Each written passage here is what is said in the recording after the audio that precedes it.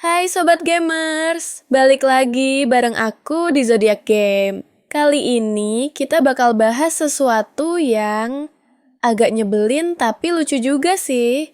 Soalnya ada loh game-game yang reviewnya hancur, dibenci gamer di seluruh dunia.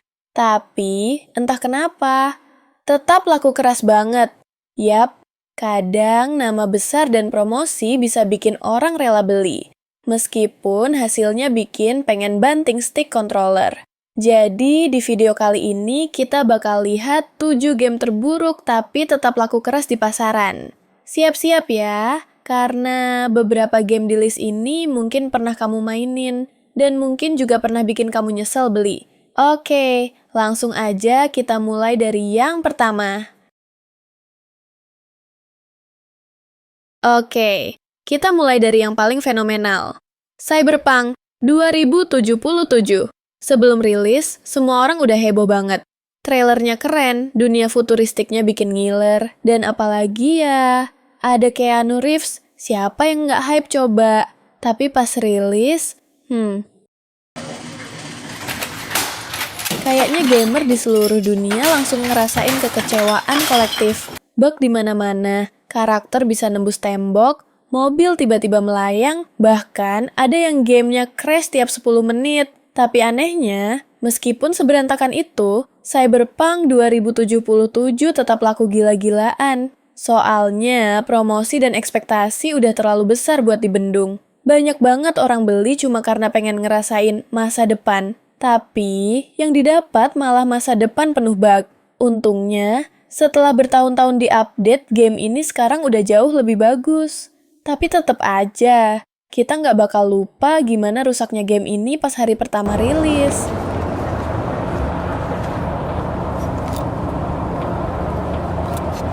Mama, help! Nah, kalau yang satu ini, bener-bener contoh game gede tapi kosong. Yap, Fallout 76. Waktu diumumin, semua orang ngira ini bakal jadi game online survival paling seru. Dunia pasca nuklir, bebas explore, dan bisa main bareng teman. Kedengarannya keren banget kan? Tapi pas rilis, wah, dunianya beneran kosong. Nggak ada NPC, banyak bug, dan sering banget crash. Bahkan beberapa pemain nemuin glitch yang bikin karakter bisa jadi Superman tanpa celana. Meski begitu, banyak banget fans yang tetap beli. Kenapa? Karena nama Fallout udah terlalu kuat. Mereka mikir, mungkin nanti diupdate jadi bagus kok. Dan ya, beberapa tahun kemudian sih, gamenya memang lumayan membaik. Tapi di awal rilis, waduh, rasanya kayak beli rumah besar tapi isinya cuma kursi doang. Oke, sekarang kita bahas salah satu game yang kelihatannya keren banget. Tapi ternyata cuma keren di trailer. Yap, Anthem. Waktu pertama diumumin, semua gamer langsung hype parah. Terbang pakai armor kayak Iron Man, dunia sci-fi yang luas, dan grafisnya. Duh, memanjakan mata banget. Tapi begitu rilis, What? Oh my god! boom, reality check. Gameplaynya repetitif, ceritanya ngebosenin, dan server sering banget error. Bahkan banyak pemain bilang, main Anthem tuh kayak kerja lembur bukan hiburan. Tapi anehnya, di awal rilis game ini tetap laku keras banget. Karena yang bikin adalah BioWare dan EA, dua nama besar yang udah punya reputasi panjang di dunia game. Jadi, banyak orang beli dulu, baru nyesel kemudian. Akhirnya, Anthem jadi salah satu contoh paling mahal dari potensi besar yang gagal total. Sayang banget ya, padahal konsepnya udah keren banget, tapi dieksekusi kayak tugas kelompok yang nggak dikerjain.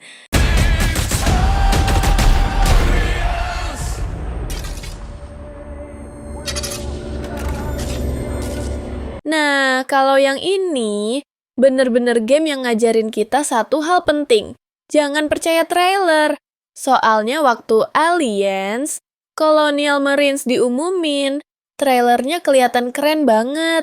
Grafisnya realistis, suasananya tegang, musuhnya cerdas, pokoknya kelihatan kayak game horor kelas atas. Tapi pas rilis, What? You didn't even have me. Oh my god! Oh my god! wah, shock berat sih. Musuh aliennya malah jadi bego, grafiknya jauh lebih jelek, dan gameplaynya terasa kaku banget. Banyak pemain bilang, ini sih bukan horor, tapi komedi tak disengaja. Tapi anehnya, game ini tetap laku keras di awal rilis. Semua karena bawa nama besar Aliens dan promosi yang gede-gedean. Banyak fans yang beli karena berharap bisa ngerasain sensasi filmnya. Tapi yang didapat malah sensasi pengen refund. Dan sejak itu, Colonial Marines jadi contoh klasik gimana marketing bisa menipu gamer dengan sangat elegan. Oke, sekarang kita masuk ke game yang bisa bikin kamu ketawa, sekaligus nangis di saat yang sama. Yap, ini dia WWE 2K20. Seharusnya sih jadi game gulat paling realistis dan keren. Tapi yang kita dapat malah kumpulan bug paling absurd sepanjang sejarah. Karakter bisa hilang kepala, rambutnya muter-muter sendiri, tubuhnya ngebentur lantai kayak jelly, dan kadang malah tembus ke langit-langit ring. Tapi yang lucunya, game ini tetap laku keras banget. Kenapa? Karena satu-satunya game gulat resmi dari WWE. Jadi ya, fans nggak punya pilihan lain selain beli. Bahkan banyak yang beli cuma buat bikin video lucu di YouTube.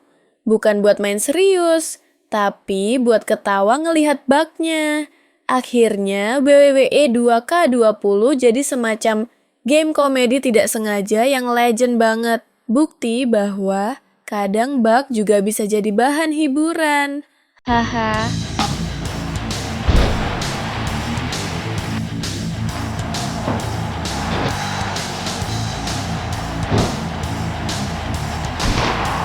Nah, kalau yang satu ini bisa dibilang game yang niatnya bagus tapi hasilnya zonk. Medal of Honor. Warfighter awalnya digadang-gadang bakal jadi pesaing berat Call of Duty. Ceritanya mau realistis, penuh aksi militer modern, dan grafisnya juga kelihatan mantap banget waktu di trailer. Tapi pas rilis, You can let me get a kill. Fuck that!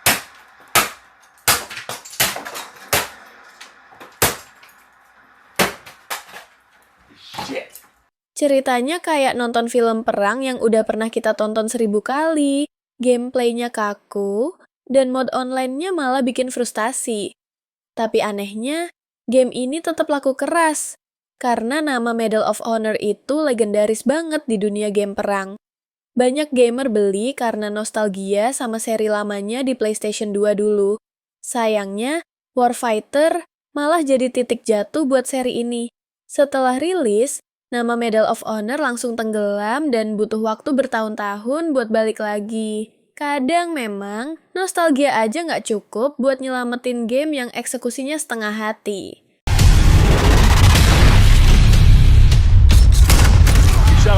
Dan yang terakhir, ini dia. Game yang udah jadi meme legend di dunia gamer.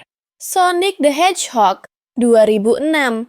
Waktu diumumin, semua fans Sonic seneng banget. Soalnya, ini game 3D Sonic pertama di konsol next gen waktu itu. Dan kelihatannya keren parah di trailer. Tapi, begitu rilis, wah, bencana banget.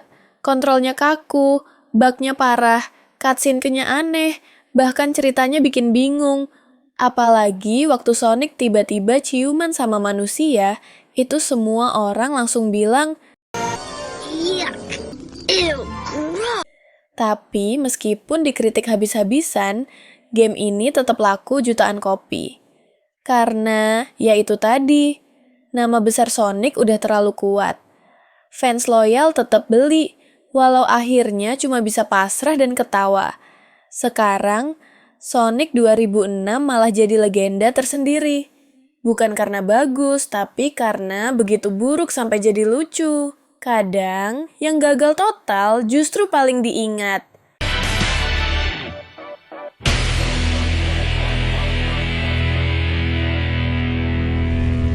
I finally found him. The Iblis Trigger.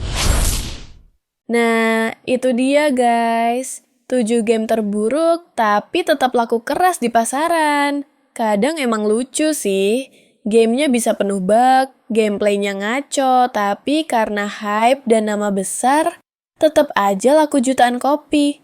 Dunia game emang kadang nggak bisa ditebak. Nah, sekarang giliran kamu nih.